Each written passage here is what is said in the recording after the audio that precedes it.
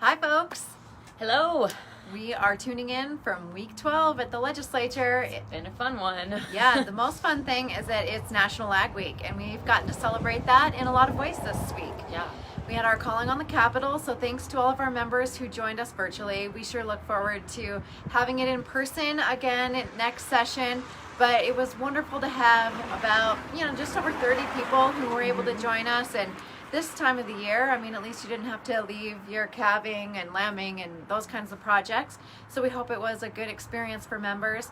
It was wonderful to have Lieutenant Governor Juris join us, to have Speaker Galt and President Blaisdell, both Ag Committee chair people, and as well as Director Castor and Director Foster from the Department of Ag. Yeah. So thank you to them for joining us. I know it was sorry it's a little noisy. We're right in front of the house, so if you can't hear us, just let us know. But it was great to have all those guests join us from the different leadership in Helena here. We sure appreciate them, and they were very insightful and shared a lot of really positive news, and it was just really refreshing to hear how interested they are in what farmers and ranchers want and need. So, yeah.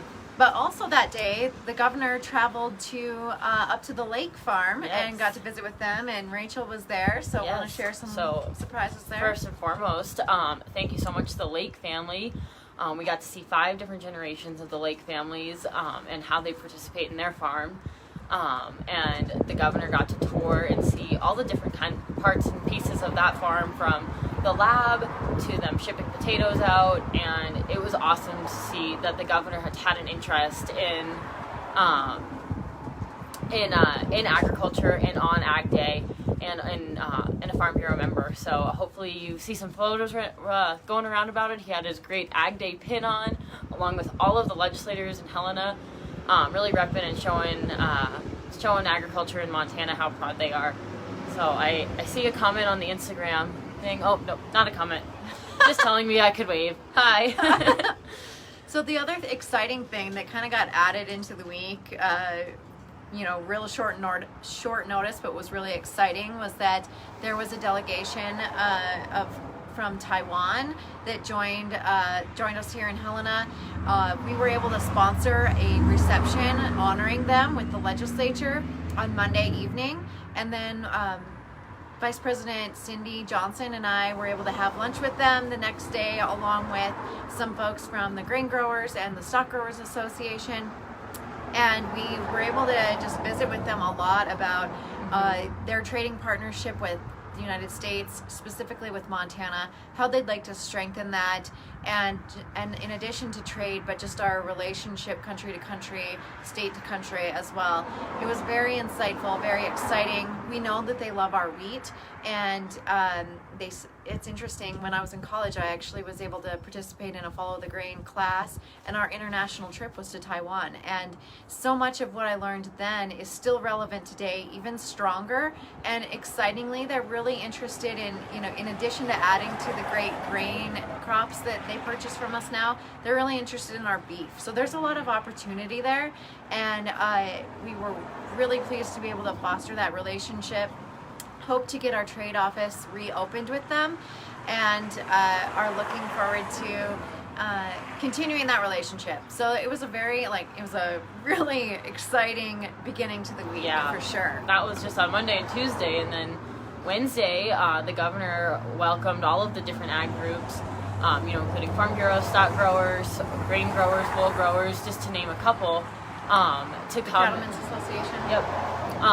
To come and have a roundtable discussion, and he had a press conference yesterday where he said this as well, and where this notion was made during it, but this is the first time in quite a long time that the governor's brought all those folks to the table, and so it was a great conversation, a lot of discussion that Nicole can talk more about, but this was my 7th session, and it was the first time we've been invited to participate in a roundtable discussion like that. So he's right. It's been a long time. It's very much appreciated that we can do these types of things now. We were able to raise a lot of issues. He just kind of welcomed us in, said welcome, I want to hear from you. And all of our groups got to talk about various priorities, kind of maybe general areas, general interests, and then also specific interests. So we talked about everything from property rights and water rights to wildlife management. I specifically made the request that he sign into law 2 of the bison management bills that we've been supporting this session, House Bill 302 and 318. You guys have heard me talk about those before. We talked about the need for solutions in the ag and meat processing arenas, specifically asking for funding for the Cooperative Interstate Shippers Program. You guys have heard us talk about all of these things before. We also got to highlight support for adding some additional money into the Made in Montana program, which that was a bill that was heard yesterday in House of Propes. Just a lot of ways, he's got a lot of interest in value-added agriculture, and so we were able to talk about those things, as well as making sure that just like policy-type issues that have been important to traditional agriculture for a long time continue to have a spotlight and priority. Yeah. So it was great. So it's been a busy week. Not a lot of specific bills to talk about, more just the theme of Ag Week and getting that conversation going. Things are definitely starting to dwindle down. I just updated all of our lists and spreadsheets, and it sounds like we only have 3 bills that are not either finished in their line or on their, on their second part of the journey and being heard in the second chamber.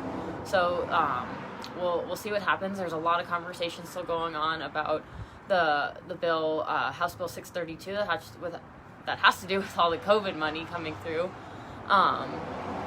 Let's see.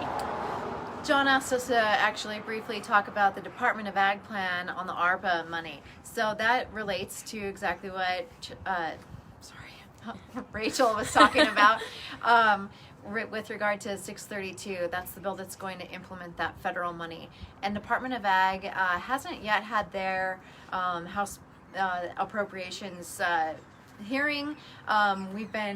I've been lurking around up there waiting for it, so we will be able to do that soon, maybe as early as this afternoon, but we'll learn more about it then, and also about the committee's interest in funding these things. But the Department of Ag has put together a really exciting plan to be able to do grants for agriculture that have to do with, that will do several things. One is to help with value-added agriculture. That's a big buzzword these days, but specific things to help get Montana-raised commodities processed into end products here and distributed to Montanans, but then also things to help get those processed or raw ingredients out of the state, possibly even out of the country. They'll be able to assist with those type of projects, and also things for more traditional agriculture, things like storage, because we have very seasonal agriculture here, and if we're going to support year-round processing type businesses, we're going to have to have food. We're going to have food, raw food here to use. Sorry, I just was reading questions and thinking at the same time and talking, which is never a good thing. So it's really exciting. As soon as that program is approved and passed through the process, we'll be getting out lots of information to you, because we want our members, our farmer and ranchers all over the state to be able to take advantage of that. Cindy asked, can you give us a heads up prior to the Ag Committee's portion of the ARPA hearing? I'd love to be able to do that.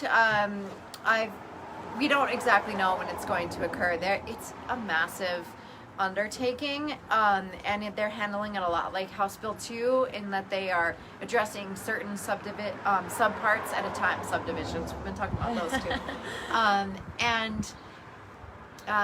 What will happen is, it sounds like each individual area will eventually be amended into the big bill. And so when exactly they'll get through the parts before it and to it is, we're not going to have a lot of notice, but we'll be keeping good track on it. One thing I would recommend that you do, you can go on the legislative website, leg.mt.gov, and there's a new tab there that says in one of the big boxes on the page that says all things fiscal, and there's a lot of really good info in there you can dig through, and it might help you. So there's a lot of information on it, so yes. Good luck, but definitely call with questions, and if we can answer them, we sure will. But like Nicole said, there's a lot going on that everyone's still learning about. If we did notice, it would be about 10 minutes before, probably. Yeah, as things go. Well, if there's no more questions, I mean, it was a busy week. A lot of Ag Week stuff. A lot of getting stuff wrapped up and worked through. So if there's no more questions, we might be able to hop off unless you have more to talk about. I think Rachel's freezing. I am freezing. It's a nice day, but it's not really nice enough to be sitting out on the porch. And as always, I'm always cold. So what's new? Has anybody noticed anything interesting in our video today? Well, on the rewatch, if anybody sees any interesting new things, we might have had a surprise guest. Yes. Keep your eyes peeled for it. Well, we always try to keep things lively. We're getting down to the end here. It's kind of all about money right now, and a few, like like Rachel said, a few lingering policy type bills. So we're gonna go ahead and sign off now, unless we see any more questions. Oh, Rebecca asked if it's the cat. It's not. There's your next hint. All right. Well, thanks for tuning in, folks. We'll talk to you again soon. See ya.